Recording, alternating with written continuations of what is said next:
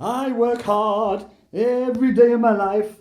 I work till I ache my bones. At the end of the day, I cannot find my phone. I look everywhere in the living room, but it cannot be seen. Oh, somebody, can anybody ring me so I can find my phone? Ring me so I can find my phone. Whoa! It's in me hand, man, for God's sake. Well, here we go, enough of that shit. I was going to do a review on a cider called Recording, but I kind of finned it. So I'm getting some Thatcher's Cloudy. Just a one-off drink when I make this wonderful, marvellous preview of Sunderland versus Doncaster on Good Friday. See how cloudy this is. Thatcher's Haze, cloudy Somerset cider, 4.5%, one can tonight to refresh the parts other ciders cannot reach.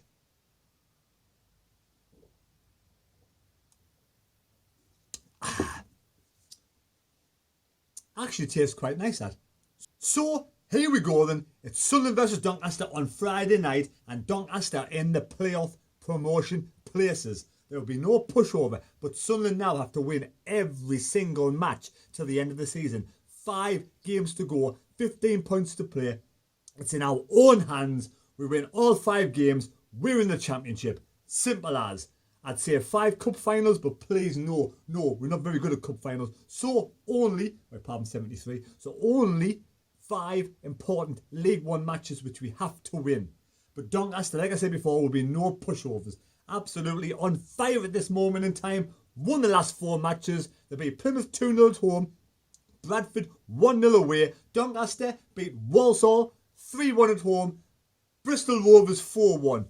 And then they got beat against Luton 5 matches ago. They got slapped, hammered, whopped 4-0. But since then they've won 4 matches. They've won 4 out of 4, 12 points. They're on fire. They're definitely going to make it into the playoffs as far as I'm concerned. But I've got a feeling deep down inside that we can actually get a result against Doncaster. I'm taking my nephew for the first time.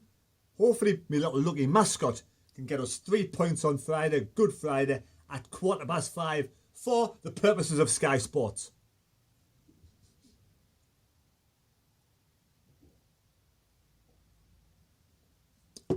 Doncaster have got a really settled side. They play a 4-3-3 system. Marosi in goal. Blair, Downing, Butler, Andrew. Back 4. Solid back 4. They've been playing all the matches together. And then they've got Crawford, Rowe, Coppinger, with Wilkes, Sadler, and Marquis if he's fit. He didn't play in the last game for whatever reason, I don't know. But if he's fit, he's an asset and a fantastic player. But that's set aside. And, I mean, in each game they've played, they've had over 13 shots. Against Plymouth, 24 shots. Against Bradford, 13 shots. Against Walsall, 15 shots and 16 shots against Bristol Rovers. So, they've got plenty of firepower. And goals itself. Goals can come from all over the pitch, all over the park. Good solid side. We have to beat Doncaster. We beat them in their own backyard. 1-0. So, surely we can find a way to get this result ground out at home. We must get 3 points. It's vitally important. Portsmouth have a really difficult game away to Burton. Burton won the 2 previous matches before they played Sunderland. We got a draw and our defence wasn't good. The writing was on the wall then. Since then, Burton have won again 3-0 away from home. So Burton will be the biggest test Portsmouth will face for me for the rest of this season unless Sunderland get the finger out. That again I think is on Sky Sports at 3 o'clock. So we'll know the outcome of the Burton versus Portsmouth match when we kick off at 5:15.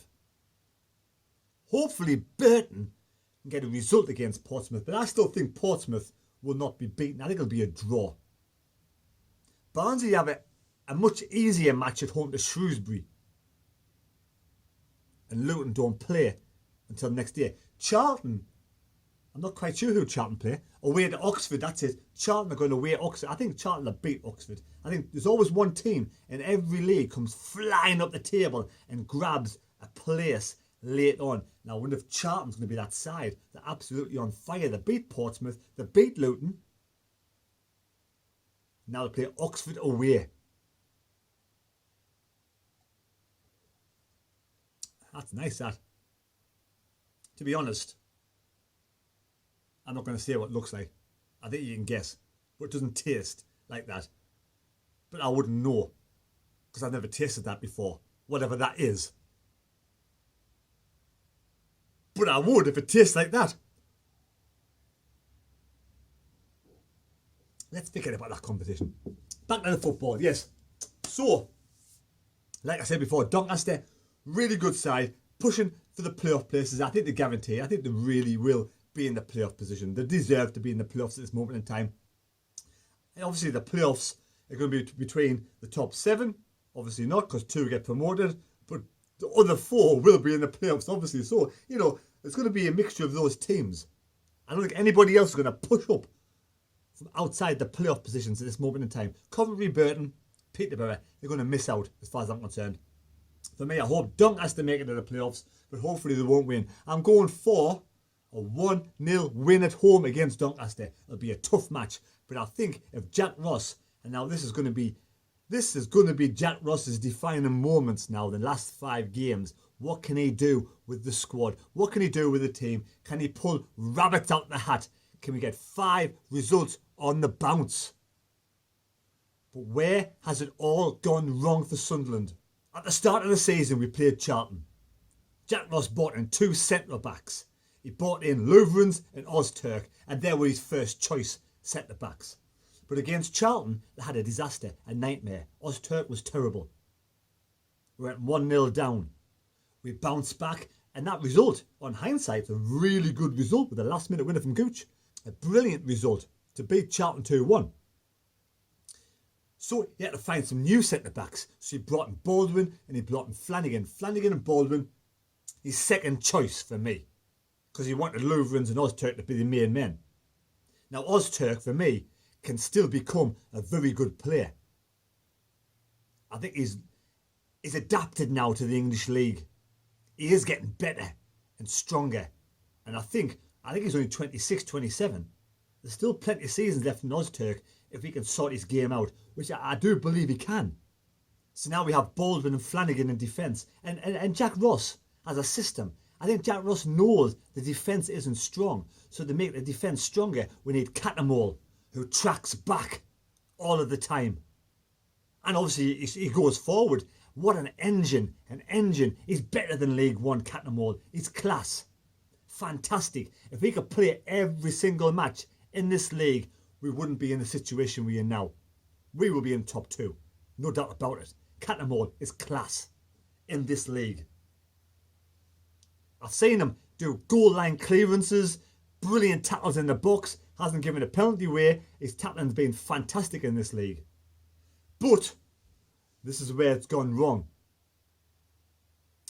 Because Ross doesn't believe in his defence, because he knows they're not good enough to do 4-4-2. So he's an extra midfielder, so Catamol can track back and help the defence out.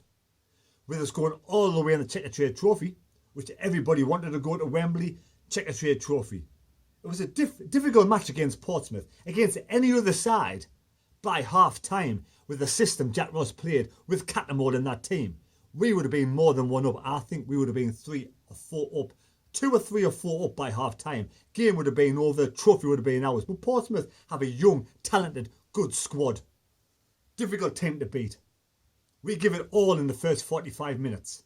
James hadn't played the 2 or 3 previous games to the Checker Trophy final. Catamol, the game before, was taken off at 60 minutes. So was he injured? I don't know.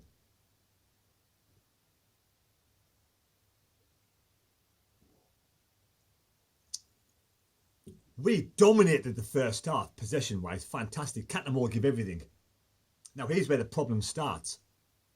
You've got James, who had an injury, plays 85 minutes. Up until 83 minutes, we were taking that trophy home.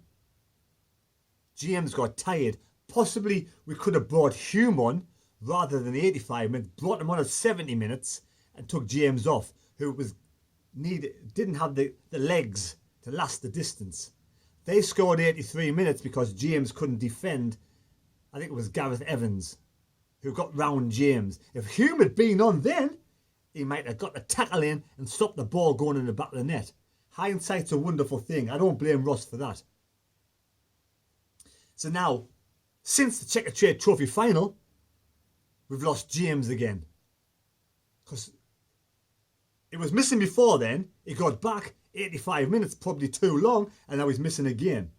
Cattermole, 120 minutes. Been absolutely a stalwart, fantastic player all season. Scoring goals, tracking back, helping the defenders out when they needed to because the defenders aren't good enough. Going forward in the box and scoring goals. He's all over the pitch. 120 minutes he played in the Checker Trade Trophy final. Never mind the penalty. He was one of the best players on that park. Gave everything. He took some knocks in that game. Been missing since. Never seen for 4 games. McGeady. Give everything. Scores 3 goals. 2 wonderful goals by 1 wonderful free kick, a tap in, and also a penalty.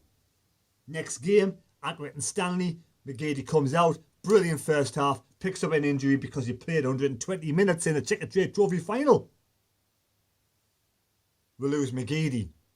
Ledbetter, 110 minutes in the Checker Trade Trophy final. He gets absolutely scythed down by a Portsmouth player. Doubled over. He's 33. He can't take them knocks. He gets taken off. Next match doesn't start. He hasn't been the same player since. He's absolutely wonderful on the ball. He's absolutely fantastic, from corners and free kicks. But when he loses the ball, or when Sunderland lose the ball, he can't get back and defend and track back against these young lads, like the Coventry players. Young lads, fit as fuck. Ledbetter hasn't got the legs to do that anymore. Hasn't been the same player since Checker Trade Trophy. Then we have Honeyman. Honeyman misses the game against Accrington Stanley, as far as I remember. And he's come back, but it took him a while. The Checker Trade Trophy final, because we have a lot of players at almost the end of the career, the pinnacle of the career, and over the 30s, 30 pluses, unlike Portsmouth, whose players are quite young apart from Pittman. We've suffered since then. It's okay losing Cattermole, McGeady, James and Maguire. A massive miss. The 3 top players, McGeady, Cattermole, Maguire, all missing from our squad. We're not recovering from that. But against Accrington Stanley in a poor run of form, and McGeady scores in the first half, puts us 1 up in the first half, and then goes off. Because Accrington Stanley are a poor side at this moment in time. No disrespect to Accrington Stanley or Rochdale coming up. We can afford to be missing Maguire, Cattermole, McGeady, James. We beat Accrington Stanley. And a couple of times they could have scored. We beat Rochdale only just when Rochdale looked the winners all day, or a point all day. But then comes along Burton at home, Coventry at home. 2 sides pushing for the playoffs. Much better sides than Accrington Stanley and Rochdale. That's when we are missing players like Cattermole, James, Fit Ledbetter, McGeady, Maguire. But since the Checker Trade Trophy, Jack Ross has changed the system because the fans are baying. Including myself, I put my hand up. I'm to blame too. I wanted to go 4-4-2 and see what happened. But up into the Checker Trade Trophy, we played 1 up front. Since the Checker Trade Trophy, we go 4-4-2. And like I said, it's okay against Accrington Stanley. We get away with it and Rochdale. But when you play Burton and you play Coventry with good players on their side who are not far away from being as good as Sunderland, 4-4-2, our defence has been shown up to what it is, not up to standard. There's no Cattermole to track back to help the defenders. Leadbitter's legs are gone. Can't get back. Power can't get back. We haven't got the extra midfielder to protect the defence. So now we're shipping in goals left, right and centre. Coventry is young, athletic, big players. Ripped us a new arsehole. Our defenders hadn't a clue what to do. Peterborough, at the start of the season, was saying, Baldwin isn't good enough for your side. He wasn't good enough for Peterborough. I'm not going to blame Baldwin or Flanagan. At the end of the day, what's happened. Our defence, and Jack Ross knows this, is not good enough. That's why he plays an extra midfielder. Now we've gone 4-4-2. We're being found wanting from Burton because Burton could have beat us very easily. And Coventry did. We're fine in midfield, fine going forward. We need the defenders. Now, do we bring Ozturk back in? Do we bring Dunn back in? It seems like you bring two in and they're going to click together straight away. We don't know. Only Jack Ross knows. I'm not a manager. And the 40,000 fans that get to the matches every now and again, 35,000 fans, they're not managers either. We just want to see something different. We did 4-4-2. It doesn't work. It doesn't work with the defenders we got. We have two great defenders. If Cattermore's back on the side, he can run backwards and forwards all day long because he's fit as fuck. And he's a really good player. He can protect Baldwin and Flanagan. Might be different altogether.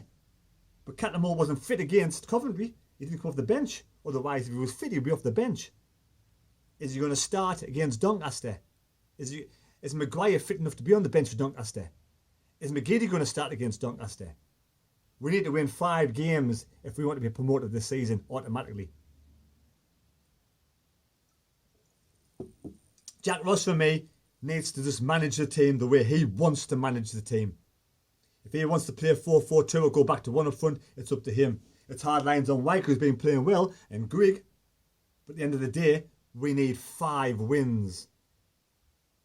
And whatever system Ross thinks can get 5 wins, I'm happy to go with. If we make it to the playoffs, it's a strange one because the first playoff of the first 2 teams is Saturday, 7:30 on a Saturday night. The second playoff is a Sunday at 12:15. Leg 2 is a Thursday at 7:45, and leg 2 of the second one is a Friday at 7:45. And the final is on May the 26th, Sunday at 3 p.m. You've got a week from the playoff second leg to the final to book your tickets, hotels, and get tickets from hopefully the club this time, ticket office, to get to the final of Wembley. That's what's going to happen. But hopefully we will win 5 games. I've got to stay optimistic. I've got to stay positive. I've got to believe Jack Ross will get the team sorted out and get a result against Doncaster. I do. I feel confident. You have to be. You have to feel. You have to be positive, confident, and believe your team can win. Otherwise, what's the point? Right? What's the point? We've got to go there. We've got to beat Doncaster and go for 1-0 win. Not one person got 5-4 last weekend. Get your score predictions down today. Score predictions down for 10 points. And let's see who has the greatest sports noggin, because the table's getting tight and anybody can win this. That is not a bad drink. I may say so myself.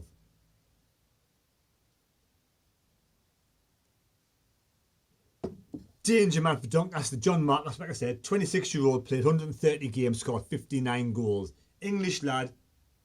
Before, I think he played for Doncaster. He was a part-time model for Rio Ferdinand's Brand 5, I think it's called.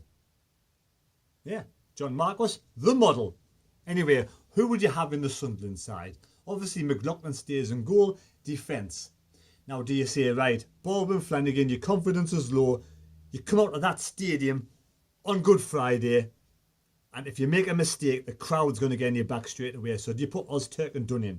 Where's Matthews? Is he still injured? 09 is starting to look tired. He's played every single match. He's a young lad. Is he up for it? I don't know. If Matthews is fit, would you rest 09 and bring Matthews in and Hume on the left? No James. I wouldn't play Oviedo. I'd probably start Hume. In the centre, Cattermole Power. I think McGeoch's injured. Pardon me. McGeady. I'd love to see Maguire fit as fucking back in the team, but would you start Maguire straight away? Probably not, be on the bench. Honeyman, and then Wyke or Grigg up front. Now I think he's going to play one up front against on Good Friday, unless he believes he can talk something into the defenders. Is Lutheran's fit? I don't know. But at the end of the day, it's only Jack Ross can pick the side and pick the team. And whatever team comes on this park on Good Friday, all the fans will be behind them 100% because we need this victory. And I believe Sunderland can beat Doncaster. Even though, no disrespect, Doncaster, you're a good side. But we have to believe, as well as when yous come to the ground, yous have to believe you can beat Sunderland. And I know yous be a much better fan base than some of those horrible Coventry fans. Mind you, not all the Coventry fans, just the ones that were throwing bottles, spitting and fighting. Get yourself to wee fillies, Doncaster fans, on Friday night. Enjoy your night out. Great show upstairs in the Wee Chief. You'll have a good time. Enjoy yourself. Enjoy the day. Good Friday. Get yourself down for the full day. It's going to be 18 degrees. It's going to be a beauty on Friday. Get yourself to Roker Pier. Watch my video on the 5 reasons why Sunderland's the best place in England. Get yourself to Roker Pier. Get yourself some cheesy chips. Get yourself to the Wee Chief. And then I'll see you at the Stadium of Light, where hopefully you won't be going home with any points, but I still hope and you deserve to be in the playoffs. And I'll see you on Good Friday. Come on, lads! Oh yeah, don't forget to like and subscribe to the channel. If you've already subscribed, which I know most of you already have, thank you very much. Much appreciated. I fucking love it. Come on!